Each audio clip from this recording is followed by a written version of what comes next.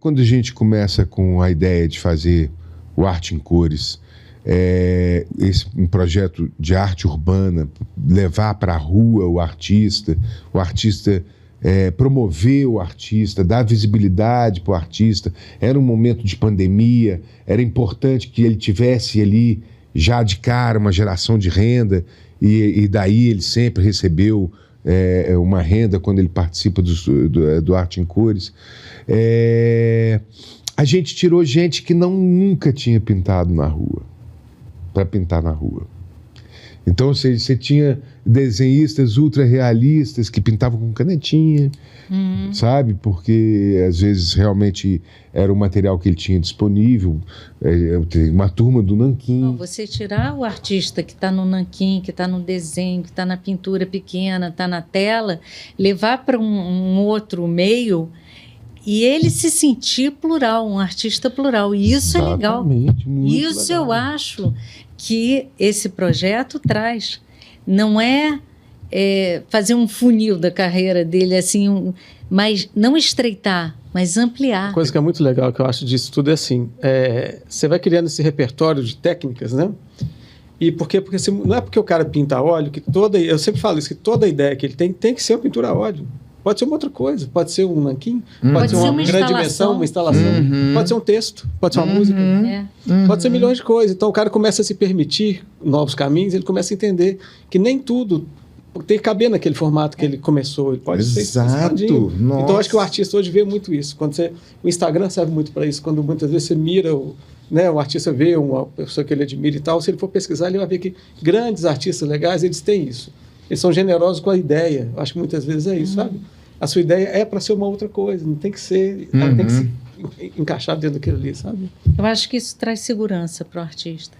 Agora, outra coisa, e se o artista também pensa, não, eu gosto de arte, mural, eu quero seguir nisso, mas não tem muitos muros por aí. Testa pequeno, não é? Vai. Ou também tem uns muros abandonados, ou então toca... Campainha, pede, pergunta. Fazer arte, produzir arte, não quer dizer que sempre o cara tem que estar pintando com alguém pagando ele lá, chuchando nele dinheiro, entendeu? Ele tem que estar produzindo, independente disso, entendeu? E achar um muro, ele pode pegar um muro baldio, ou então pegar o mesmo retalho de muro, pinta lá e faz de novo. A galera sempre fez isso. Agora, posso fazer uma pergunta para você, que eu acho que para o público é importante? A diferença do picho e do grafite. Isso é uma coisa que o público confunde, demoniza um, já consegue entender o outro. Então, isso também é muito polêmico isso, hein? Eu acho assim que, eu vou colocar, eu penso assim, né? O picho e o grafite, eles são irmãos. Eles não têm que pedir licença. Eles simplesmente são feitos. E o grafite, ele pode incluir tanto a letra, bubble, um negocinho mais simplinho, como até um personagemzinho mais simplinho, mas é tudo muito rápido, tudo muito simples. O que a gente chama de grafite para tudo, essa nomenclatura que a gente joga para tudo que é mural, tudo que é coisa que é feita em muro, não é grafite. Mas todo mundo também chama de grafite. Então, assim, é polêmico porque muita gente fala, que saco, não é grafite isso, não é grafite aquilo, o que é grafite?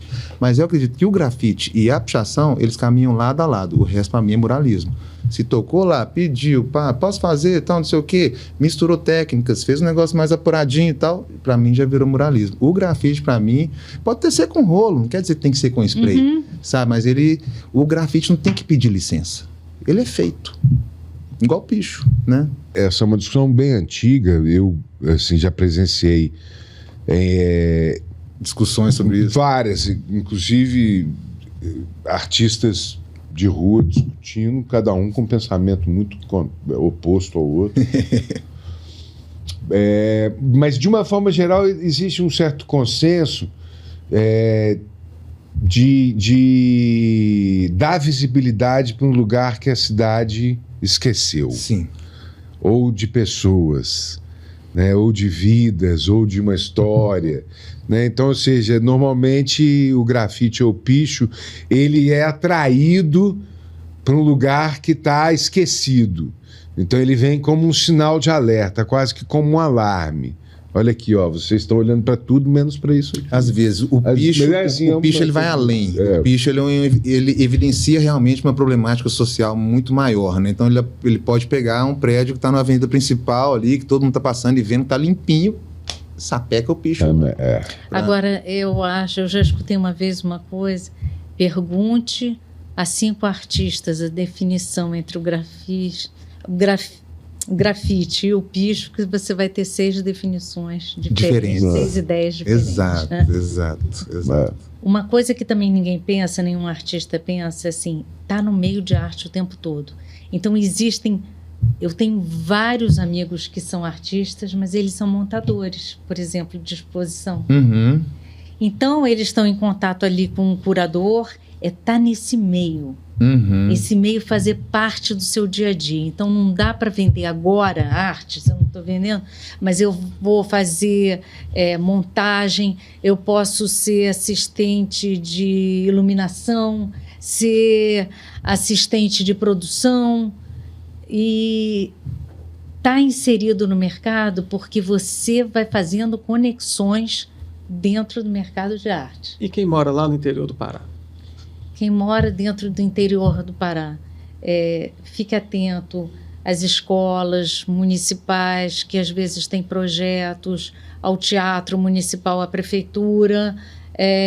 Você pode tentar fazer alguma coisa, um concurso dentro do seu Instagram. Olha, vamos fazer uma rifa aqui de tal obra que eu fiz. Quem dá... Tentar sempre estar agitando, pode ser uma forma. Oferecer para outros artistas, olha, você não precisa que eu te ajude a criar alguma coisa para o seu projeto. Formar coletivos, talvez. Virar educador social também, formar coletivos, viajar, né? Eles estão fazendo isso, né? Eles estão trabalhando em cidades vizinhas, às vezes nem tão muito próximas, então, ou seja, eles estão conseguindo se movimentar tanto em Minas Gerais, né? O último Arte em Cores que aconteceu em Minas Gerais, esse mais recente, eles estão se movimentando. Depois que a gente passou, eles continuam se movimentando, principalmente a turma o pessoal de Uberaba. O pessoal de Uberaba, eles acabaram agora de pegar uma área grande, né? Pintaram. O pessoal não para. E tem as profissões assim meio que vão em paralelo, que é, por exemplo, a tatuagem, né?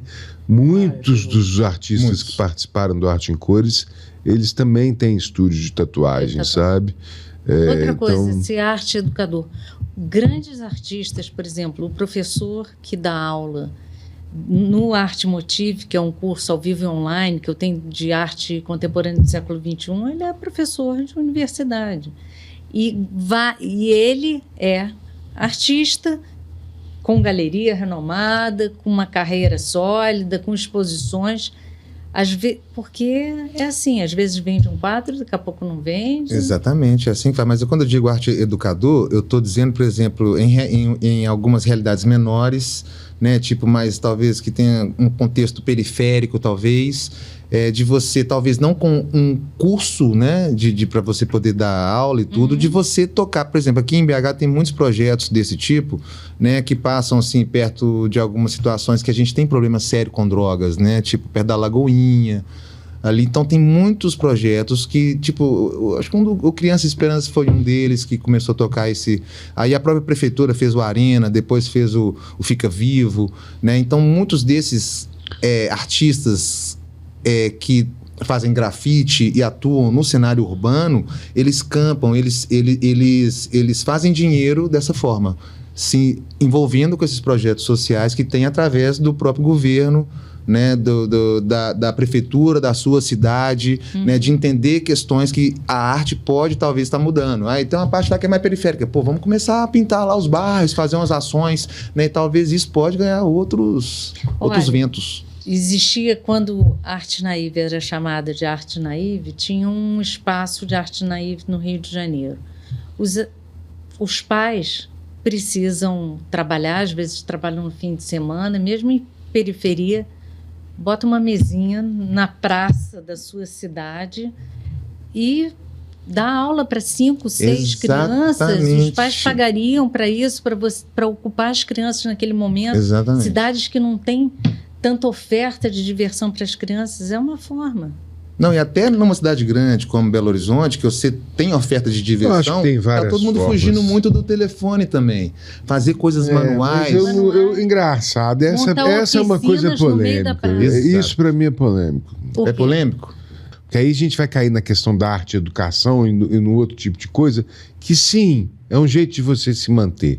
Mas você tem que ter uma outra técnica, eu acho. Você tem que ter um outro embasamento para você lidar nessa coisa do social. Não pode ser só o seu amor e o seu conhecimento pela arte. Pode ser também. Para fazer uma coisa, para ganhar um dinheiro, para se manter, uma oficina para criança que ensine alguma técnica. Sim. Nada mais do que isso, sem Sim, grandes pretensões. Sim, sim. Exatamente. Uma vez no mês. Eu acho que assim, não sei como diz, não é gabando do que a gente vem fazendo bem feito, não, todos nós aqui nessa mesa, mas assim, eu acho que a gente está transformando a vida de muita gente que pintava parede, fazia estuque na parede, e que hoje ele é um artista reconhecido no seu ambiente, né? Eu vejo que os artistas que seguem carreira têm inteligência emocional. Tem isso aí, ó. Isso conta muito. Tem que aguentar o tranco quando tem que aguentar, tem que sair quando tem que sair, tem que se planejar. Tem que saber ter relações, tem que saber aproveitar, tem que estar com o campo arado quando a sorte passar por ele. Inteligência emocional em artista é fundamental. Olha, o que tem de artista que me segue, eu olho todo mundo que entra, todo dia. Sou muito ligada no Instagram e eu trabalho muito bem o Instagram. A quantidade de artista não cabe no mundo tanto artista, não é possível. Então, você tem que se diferenciar. Você tem que se diferenciar. A primeira coisa é ser profissional, é ter atitude, é ter responsabilidade. Isso é fundamental. Isso é fundamental. Porque tem tanta oferta de artista que o cara fala, vou para o próximo, tem outro talentoso. Esse daqui tem muito talento, mas tem outro que tem tanto talento quanto, mas responde, é correto, entrega. Tá bom, vou passar para o próximo. E nesse momento o pragmatismo de algumas pessoas, ele vai fazer isso acontecer de um jeito ou de outro, porque e aí talvez uns aprendem, outros não, né? Porque meu amigo, se eu poxa, você sumiu, não, eu sumi não, eu te liguei 3 vezes, te pedi orçamento 4, você não me respondeu, o trabalho já está feito, assim, infelizmente. Mas tem aquilo também, eu a roda sempre gira, responder todo mundo, tá? Mas tem os clientes também que não respondem, cara, isso dá Do que você tem visto recentemente, com essa coisa que a gente falou de inteligência artificial, dessa coisa das ferramentas digitais, né, do tal do marketplace, né, o cara conseguir vender o trabalho dele morando em qualquer lugar que for, né? O que você imagina para frente, assim, os próximos 5 anos, por exemplo, assim, para que lado da coisa você imagina tá tudo indo, assim? Eu acho que é mais contato do artista com o cliente. É uma coisa que essa relação do artista com o galerista, por exemplo, que eu volto a falar, é sempre conflituosa. Por quê? O artista não entende que a galeria é um varejo como outro qualquer. Quando você produz essa camisa, geralmente as lojas marcam vezes 7, vezes 8, e você compra. Tem muito imposto agregado ali. Quando o galerista dobra o valor do trabalho do artista, o artista se sente altamente lesado. Fala, eu fiz tudo e ele está ganhando 50%. Porque o artista não entende que aquilo é um varejo. Quando eu falo isso, só falta me matar. Isso é importantíssimo. Mas é um varejo de obras de arte, que tem os mesmos tributos, paga o mesmo IPTU, Uhum. paga luz, paga isso, paga aquilo outro. Uhum. Não dá. A conta não fecha. Ninguém produz uma roupa e dobra o preço. Então, tem esse conflito que é muito ruim entre... Então, eu acho que o futuro vai ser o artista que se sente muito lesado. Eu acho que muitas vezes, injustamente, ter o contato direto e se sentir mais confortável. Mas o contato direto, às vezes, ele não consegue chegar naquele 100% que a galeria fecha, né? Ele fecha um preço que é todo dele, né? Mas a galeria, aí nós tem galerias e galerias. sim, galerias e galerias. Eu vou dar um exemplo. Eu acho que a mais antiga, mais importante galeria do Brasil, durante anos, o artista que também eu considero um dos maiores do Brasil, falava: não tenho dinheiro para pagar o aluguel. Ela, durante anos e anos e anos, pagou aluguel, pagou isso, pagou aquilo, e ele não vendia muito. Hoje em dia... Ele vende muito. Não, hoje em dia ele é o maior. Quem que é? E gente? ela... Uhum. E ela teve ali com ele. Claro. Tem galeristas maravilhosos. Tem galeristas maravilhosos. Maravilhosos. Eu conheço casos de Maior. galeristas que, assim, eles investiram nas obras da pessoa, que se não fosse o investimento do galerista, ele não teria feito aquele tipo de obra. A obra dele seria muito mais modesta em termos daquilo que a gente já conversou antes, que às vezes o próprio custo da obra já é uma fortuna. Principalmente na projeção, na videoarte, nas instalações, que você trabalha com equipamentos caros, importados e tudo. Então, às vezes, só ali, na produção daquilo ali, o artista não teria como fazer. Então, Sabe? Aí, às vezes, o galerista chega adiantando. Assim, meu filho, tá aí, ó. Adiantando seu Pra você aluguel, chegar no nível que você tem que chegar, eu vou te dar uma grana. agora, eu acho isso. não, galerista o é um mundo pai, né? virou uma grande comunidade pertinho. O artista está pertinho do curador, que está pertinho do cliente, que está... Então, essa comunicação ficou muito mais fácil. Então, eu acho que esse é o futuro. E o artista manter-se atualizado, né? Estudando sempre. Sempre. Sempre. Isso é fundamental, né? Vê muita coisa. Vê muita né? coisa. Aí tá tudo Porque, cara, Ler eu tô também meio é viciado no importante, Instagram, sabe? Então, assim, eu já li, eu já tô velho. Agora, tá já bom. li muito, já fiz muito. Agora não, agora eu tô tá no bom. Instagram. Eu tô também. viciado, eu fico no Eu estou Instagram o dia inteiro. viciada e é ótimo, porque eu vejo milhões de coisas. Eu era viciado, tô. Não, eu acho que a gente Foge, aprende não. um monte Eu de também acho. coisas, assim, de várias áreas, mais superficial, mas aprende coisas que a gente talvez não fosse procurar. Hoje no YouTube, o Feiro fala isso numa das aulas que a gente dá nas videoaulas, ele fala assim, olha, hoje no YouTube o cara aprende 1 ano que eu levei 5, 10 para aprender na rua, porque explica todas as técnicas, tudo tá lá, gratuito. Sim. Então, se a pessoa quiser realmente entrar na técnica, ela aprende. Sim. Aí a outra parte é com ela. Agora botar alma é outra coisa. Ô, gente, a conversa está muito boa, mas nós vamos ter que terminar. E eu gostaria de agradecer muito sua vinda, muito obrigado. Você é Eu exatamente... fiquei tão honrada. Imagina, nós é que ficamos, eu fiquei assim, nossa, eu vou convidar, e se ela não topar, e a gente está encantado com você, tá aqui, tá aí embaixo na tela, né, no lettering, o Instagram da Cris, acompanha, é muito legal, as dicas são preciosas. Senhor André Amparo, meu amigo, companheiro, velho de guerra, muito obrigado pela sua presença. Davi DMS, grande artista, ele está precisando de visitar mais o Instagram, ele está indo pouco. A gente tem que modernizar, nós que somos mais jovens do que ele, a gente tem que fazer a cabeça dele. Você tem que olhar mais Ele essas está muito coisas, tradicional. Não, mas eu já fui muito plugadão ali, mas eu também entendi que aquilo também me tirava tempo de... Já é outra discussão. Entendeu? É sobre saúde mental, já é outras coisas que a gente tem que entender o uso, né, Então, indiscriminado do eletrônico. A gente vai te perdoar. Tá perdoado. Tá. Bom, pessoal, o Arte em Cores Minas, ele conta com o patrocínio da CEMIG, foi realizado por meio da Lei Estadual de Incentivo à Cultura de Minas Gerais. É uma realização do Instituto Vivas e do Governo de Minas Gerais.